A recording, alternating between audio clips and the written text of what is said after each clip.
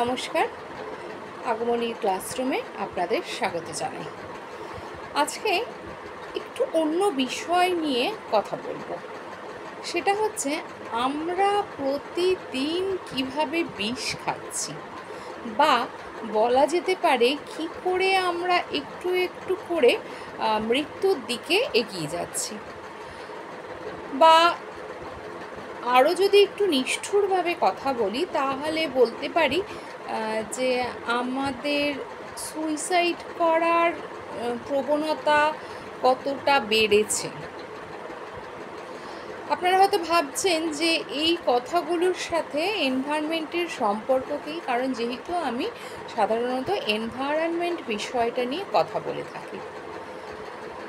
তো তার এই কথাগুলো বলার বিশেষ কতগুলো কারণ আছে। তার কারণ হচ্ছে যে আমরা কি করছি, আমরা যারা তথাকথিত শহুরে বা শহরতলিতে থাকি, যে সমস্ত মানুষ, সেসব মানুষ আমরা কি করি, সারা দিন চিন্তা করি কতটা রোজগার করতে পারবো আর কতটা আধুনিকভাবে জীবনযাপন করতে পারবো।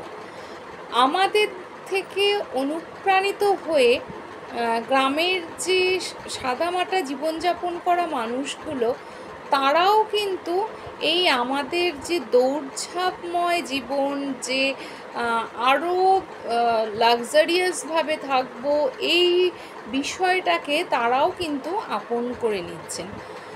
খুব ভালো, সবাই ভালো থাকবো, এটাই তো স্বাভাবিক চাহিদা। কিন্তু সমস্যা হয়ে যাচ্ছে অন্য জায়গায়। সেই সমস্যাগুলো কি? 1 নম্বর হচ্ছে যে কারণে এইটা আমাদের মৃত্যুর মুখে মানে একেবারে ধাক্কা দিয়ে নিয়ে যাচ্ছে তাড়াতাড়ি করে, সেটা কি না, 1 নম্বর বিষয় হচ্ছে যে আমাদের পপুলেশনের কথা তো কিছু বলার নেই, এটা তো আপনারা সবাই জানেন। আমরা যারা ডেভেলপিং কান্ট্রি, তাদের পপুলেশনের অবস্থা তো, একে তো পপুলেশন এই মানে একদম লার্জ সাইজের, তো সেক্ষেত্রে জমি তো তত নেই, জমি তো লিমিটেড। তো সেই জমি বেশিরভাগ ক্ষেত্রে ব্যবহার হয়ে যাচ্ছে বিভিন্ন ডেভেলপমেন্টাল ওয়ার্কের জন্য, ইভেন চাষের জমিগুলো অবধি ব্যবহার হয়ে যাচ্ছে। তার ফলে কি হচ্ছে? তার ফলে হচ্ছে চাষবাসের জন্য জায়গা কমে যাচ্ছে। চাষবাসের জন্য জায়গা কমে যাচ্ছে মানে প্রোডাকশান কমে যাচ্ছে, অর্থাৎ ফলন কমে যাচ্ছে। ফলন কমে গেলে কি হচ্ছে? খাদ্যাভাব দেখা দেওয়ার সম্ভাবনা থাকছে এবং খাদ্যের দাম ভীষণ রকমভাবে বেড়ে যাচ্ছে। সেটার দাম যে বাড়ছে কীভাবে, সেটা আর আপনাদের কাছে আমাকে আর বলতে হবে না, আপনারা নিজেই জানেন। তো যাই হোক, খাদ্যের সরবরাহ কমে যাচ্ছে। এইটাকে মেটানোর জন্য কি করা হচ্ছে? অধিক পরিমাণ সার দেওয়া হচ্ছে, রাসায়নিক সার। অধিক রাসায়নিক সার দিয়ে অধিক ফলানোর ফলে কি হচ্ছে? যে ফসলগুলো তৈরি হচ্ছে, সেই ফসলগুলোর মধ্যে কি হচ্ছে? প্রচুর পরিমাণে কেমিক্যাল থাকছে, যেগুলো আমাদের শরীরের জন্য ভীষণ ভীষণ ভীষণ রকম ক্ষতিকারক। 2 নম্বর জিনিস হচ্ছে এই যে অত্যাধিক পরিমাণে গাছে যে সার দেওয়া হচ্ছে, তার ফলে কি হচ্ছে? তার ফলে হচ্ছে গাছে নানা রকম রোগ ধরছে।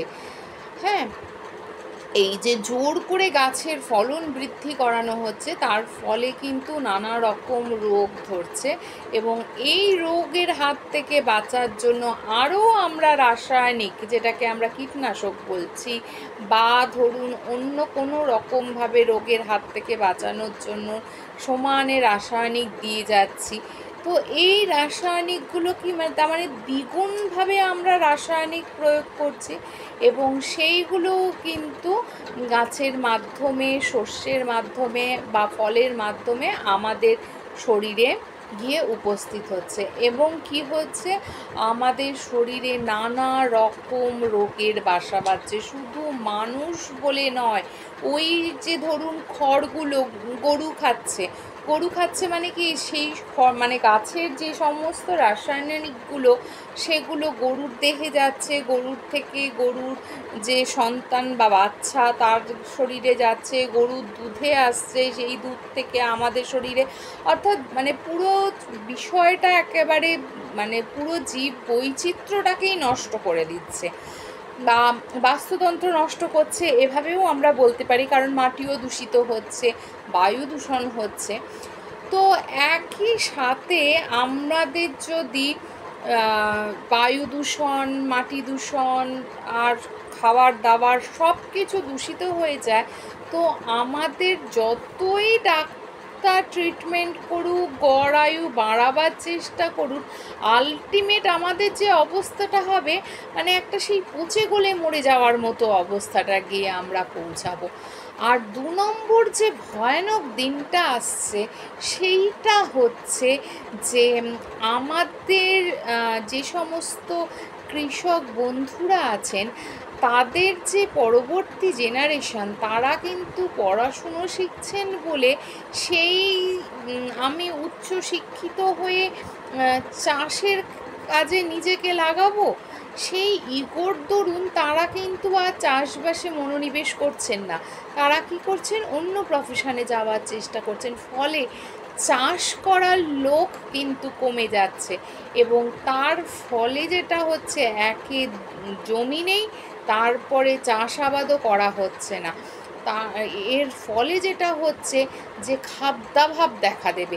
এরপর যেটা হবে, আমাদের কাছে টাকা হয়তো থাকবে, তা কিন্তু খাবার থাকবে না।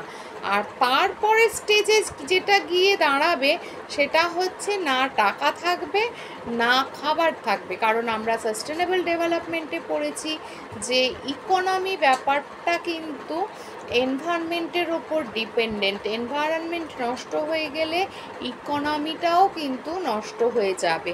তো সুতরাং আমরা কিন্তু ধীরে ধীরে ধীরে ধীরে মৃত্যুর দিকে এগিয়ে যাচ্ছে এবং সেই মৃত্যু কিন্তু সাডেন ডেথ হবে না, মানে একেবারে পচে গলে একদম মানে সাংঘাতিক মানে অবস্থায় আমাদের কিন্তু মৃত্যুর দিকে অগ্রসর হচ্ছি। তাই প্লিজ বি কেয়ারফুল, সাবধান হন, যতটা সম্ভব পরিবেশের কম ক্ষতি করুন। হ্যাঁ, আর দ্বিতীয়ত বলবো যে ডেভেলপমেন্টাল ওয়ার্ক করুন, সেটার দরকার আছে, কিন্তু চাষের জমিকে নষ্ট করে নয়।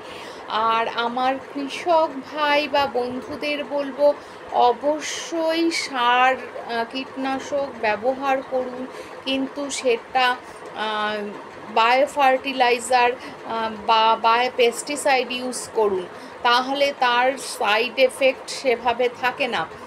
আর একটা যেটা বলবো, যে এই আমাদের যে কৃষক ভাই বোনেরা আছেন, তাদের যে ছেলেমেয়েরা পড়াশুনো শিখেছি মানে, তো আমি আমার যে বিষয়টা আমি জানি চাষাবাদ, সেটাকে আরও বেটারমেন্টের জায়গায় নিয়ে যাব। পড়াশুনো শিখেছি মানে আমাকে কেবল সরকারি চাকরি করতে হবে এরকম বিষয়টা তো নয়। আপনি যদি ভালো করে চাষাবাদটা করেন তাহলে আপনারও প্রচুর রোজগার হবে। একই সাথে আমরা যারা চাষাবাদ জানি না, তারাও খেয়ে পড়ে কিন্তু বাঁচতে পারবো। তাই প্লিজ প্রত্যেকের স্বার্থে আপনারা যারা কৃষক ভাই বোনেরা আছেন, তাদের কাছে রিকোয়েস্ট করব যে চাষাবাদটা করুন এবং সেক্ষেত্রে বায়ো ফার্টিলাইজার এবং বায়ো পেস্টিসাইড ইউজ করুন। এবং যারা ডেভেলপমেন্টাল ওয়ার্কগুলো করেন, তারা প্লিজ চাষের জমিকে ছেড়ে দিন, দিয়ে বাকি জমিগুলোতে করুন। কারণ তাহলে আমাদের খাওয়াটা সিকিওরড হয়, না হলে তো একদিন আমরা না খেতে পেয়ে মরে যাব। একে বিষাক্ত পরিবেশ, মানে সারাক্ষণ শরীরে বিষ ঢুকছে, তারপর যদি খাদ্যাভাব দেখা দেয়, তাহলে আর তো রক্ষে নেই। সম্প্রতি আমার একটা অভিজ্ঞতা শেয়ার করি। আমি একটু ফল কিনতে গিয়েছিলাম। তো সেখানে আমি যখন আমার ওই ফল বিক্রেতা ভাইটিকে জিজ্ঞাসা করি যে এত ফলের দাম, আর আপনি আমাকে সাপ্লাইও সেভাবে দিতে পারছেন না। বলছেন দিদি দুদিন পরে আসুন, দুদিন পরে আসুন, এরম করে মাঝে মাঝেই ঘোরান। কারণ কি বলছে দিদি, গাছ কোথায় আর কেই বা চাষ করছে যে আপনাদের আমরা এই সাপ্লাইটা দিতে পারবো? আমরা তো যেখান থেকে কিনে আনি সেখানে তো ফলন নেই, আর সুতরাং আমরা কি করে আনবো? গাছও রাখতে দিচ্ছে না, আবার চাষেও কেউ ইন্টারেস্টেড নয়। তো সেই জন্যই আমি ভাবলাম যে আপনাদের কাছে এই বিষয়টা তুলে ধরি যে আমরা কীভাবে তিল তিল করে মৃত্যুর দিকে এগিয়ে যাচ্ছি। আমরা আবারও বলছি, বিষ খাচ্ছি, বিষ ইনহেল করছি, তো তার সাথে আবার খাদ্যাভাব ডেকে আনছি। তো শুধু পয়সা কি বাঁচাতে পারবে আমাদের, টাকা পয়সা? আর আলটিমেট তো টাকা পয়সা রোজগারের জায়গাটাও কিন্তু থাকবে না যদি পরিবেশ নষ্ট হয়ে যায়। তো প্লিজ সচেতন হন। যে সমস্ত কৃষক ভাইরা রয়েছেন তাদের সন্তানরা উচ্চশিক্ষিত হয়েও কিন্তু এই দিকটাতে আলোকপাত করতে পারেন। তো চলুন সবাই মিলে একটু সচেতন হই, একটু আমাদের জীবনটাকে পাল্টাই, একটু অন্যভাবে চিন্তাভাবনা করি এবং সুস্থভাবে বাঁচি। দীর্ঘায়ু হওয়ার চেয়ে সুস্থভাবে বাঁচাটা কিন্তু অনেক বেশি দরকার। তো চলুন আজকের আলোচনা এই অবধি থাকলো। ভালো থাকুন, সুস্থ থাকুন, সচেতন থাকুন। নমস্কার।